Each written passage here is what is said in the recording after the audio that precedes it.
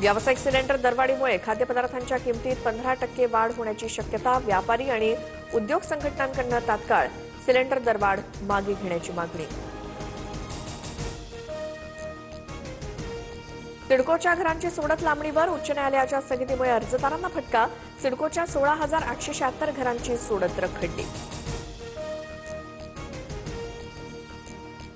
विदर्भात उद्यापासून 2 दिवस अवकाळी पावसाचा इशारा. गडचिरोली, चंद्रपूर, वर्धा आणि यवतमाळमध्ये वादळी वाऱ्यासह अवकाळीची शक्यता. हवामान खात्याकडून सतर्कतेचा इशारा.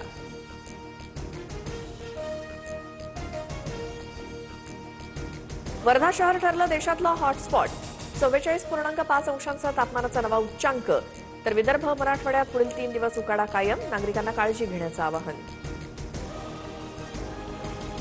गोंदियात जनावरांनाही उन्हाच्या तडाख्याचा फटका. पाण्यासाठी माकडाची शहराकडे धाव.